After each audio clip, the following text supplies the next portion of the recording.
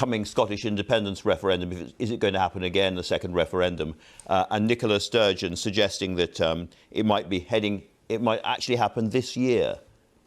Yeah, there's this story in the Sunday Times that just reminds you that there's going to be so much tension over Scotland between the Westminster and Holyrood governments this year. This article suggests that Sturgeon will pass a referendum bill in June, possibly off the back of strong election results. And then Minister Michael Russell suggesting a vote could be held 6 months after that. We've seen Boris Johnson himself go up to Scotland, and he's going to do that quite regularly. He's going to lead the campaign against it, according to this. I mean, that is potentially risky when you think, I think it's fair to say that Westminster Tories, at least, are not massively popular north of the border. Obviously, Boris Johnson just wants to avoid another referendum. He argued on your programme, of course, that it's far too soon to wait another 40 years. And, George Osborne advises him, just say no, however hard it is. But what this article says is that the Scottish government, particularly, as I said, if it's off the back of strong election results, could act unilaterally. So it could get extremely tense. It certainly could. We're going to hear a lot more about that in the year ahead. Rachel Reeves, Labour's Shadow Cabinet Office Minister, is with me. Rachel Reeves, I think we have been more nimble and faster on this because we had left the EU. An awful lot of people who voted to stay inside the EU may be having second thoughts this morning. Well, look, we could have taken this approach inside or outside the EU. We were in the transition period and we could have taken part in this, but we chose as a country not to.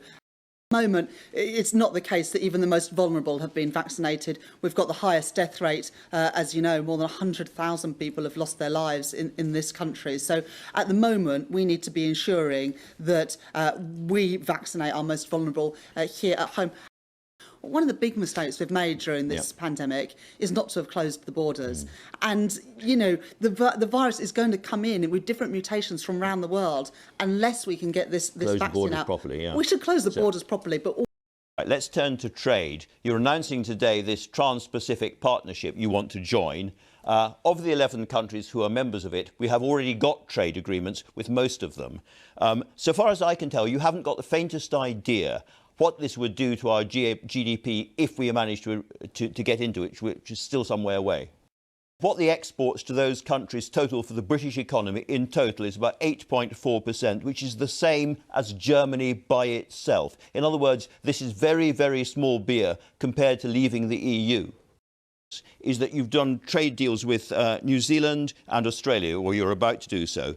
And if you look at your government's own figures, the effect on GDP is really, really small. Indeed, on New Zealand, your own figure says that we might actually be poorer as a result of doing this free trade deal. Why would we do a free trade deal that would make us poorer?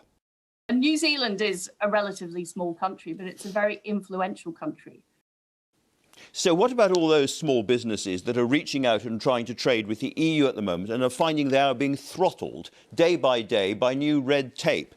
Whether it's musicians, cheese makers, you're a cheese fiend yourself. Cheese makers are very, very upset. The Cheshire Cheese Company, for instance, says that they are going to be destroyed by non-tariff barriers, where we're talking about fishermen, we're talking about farmers. Right across the British economy, we're seeing lots and lots of small businesses dealing with the reality of Brexit trade regulations and finding themselves on the edge of going under.